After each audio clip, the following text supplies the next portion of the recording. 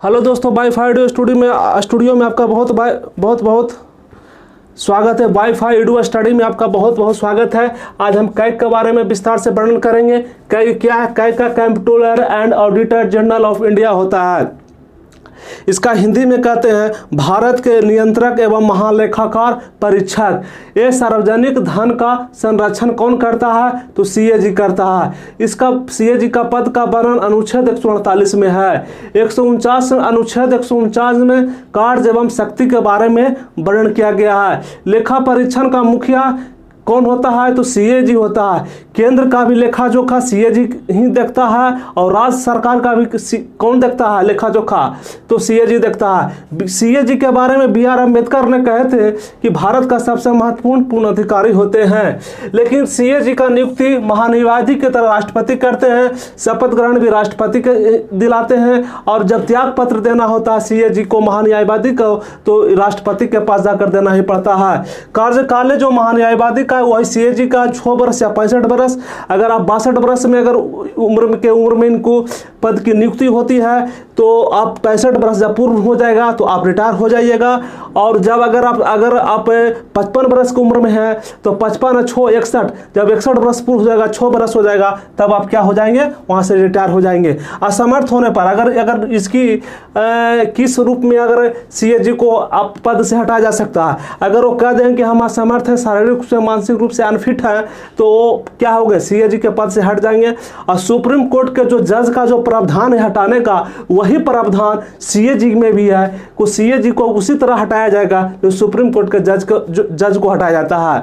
लोकसभा राज्यसभा में दोनों को अलग अलग प्रस्ताव के उपरांत राष्ट्रपति क्या करते हैं? इनको हटा देते हैं। अगर सीएजी अगर किसी कारणवश अगर लेखा जोखा गलत कर दिया है, गलत ऑडिट किया है, तो उसको पहले लोकसभा या राज्यसभा में क्या किया जाएगा? बहुमत के द्वारा पारित किया जाएगा। उसके बाद राष्ट्रपति के भेजेंगे और राष्ट्रपति क्या करेंगे? उस सीएजी को क्या करेंगे? पद को हटा देंगे। ये क्या करेंगे? संचित निधि, आकस्मिक निधि, जो धन का व्यय होता है, दोनों का जांच करता है। चाहे किसी भी विधि से धन जमा हो, सबका जांच सीएजी के करते हैं। अब नेक्स्ट पॉइंट में आइए। नेक्स्ट पॉइंट में इसका वर्णन किया गया है। नेक्स्ट पॉइंट,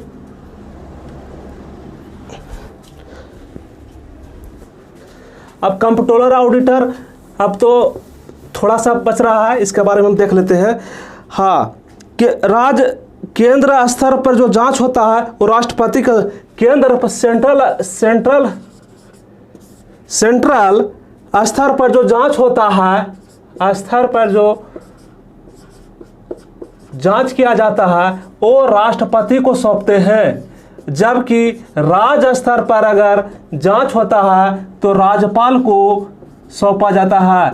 अगर राज्य स्तर पर अगर जांच किया जाए तो राज्यपाल को, केंद्र स्तर पर जांच किया जाए तो राष्ट्रपति के सीएजी क्या करता है? रिपोर्ट सौंपता है। राज्य स्तर पर राज्यपाल विधानमंडल और लोक लेखा समिति के मार्गदर्शक मित्र, आंख नाक कान के रूप में सीएजी को काम करता है। राज्य स्तर पर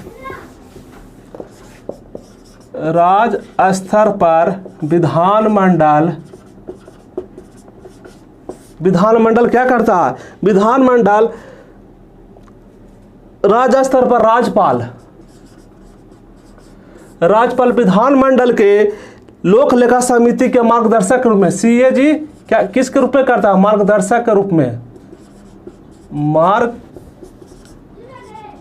के रूप में। इसको नाक भी कहा जाता है, कान भी कहा जाता है ना। उसके बाद मित्र भी कहा जाता है। राज्य स्तर पर आंख भी कहा जाता है। अब पूछ देगा कि राज्य स्तर पर आंख किसे कहा जाता है? तो सीएजी को। राज्य स्तर पर मित्र किसे कहा जाता है? तो सीएजी को। मार्गदर्शक किसे कहा जाता है? तो राज्य स्तर पर। और नाक कान किसे कहा जाता है? तो सीएजी के। ये सब बहुत इंपॉर्टेंट क्वेश्चन है, इसको दिमाग में रखिएगा। ये अभिभावक के रूप में कहता है कि भारत सरकार, राज्य सरकार के राज्य स्तर पर सीएजी किस रूप में काम करता है? तो अभिभावक के रूप में। अभिभावक। राज्य स्तर पर जो लोक लेखा समिति के बारे में वर्णन किया गया है, सार्वजनिक धन का जो संरक्षक है, मुख्य लेखा परीक्षा के रूप में जो कार्य करता है वो अभिभावक के रूप में कौन करता है? तो सीएजी। स्वतंत्रता, नियुक्ति की प्रक्रिया क्या है? वेतन संचित निधि से है। नियुक्ति के इसकी नियुक्ति क्या है? स्वतंत्र राष्ट्रपति करते हैं। इसमें कोई लोकसभा राज्यसभा का क्या हुआ है? स्वतंत्र प्रक्रिया है। इसकी नियुक्ति का स्वतंत्र प्रक्रिया है। ये आपको कोई लोकसभा राज्यसभा का सदस्य नहीं करते हैं, राष्ट्रपति खुद करते हैं। इनकी वेतन जो दिया जाता है, जिस प्रकार राष्ट्रपति प्रधानमंत्री अन्य मंत्री हाई कोर्ट सिविल कोर्ट के जज को दिया जाता है संचित निधि से, इनको भी सीए जी का, महान्यायवादी का भी संचित निधि से वेतन क्या किया जाता है? दिया जाता है।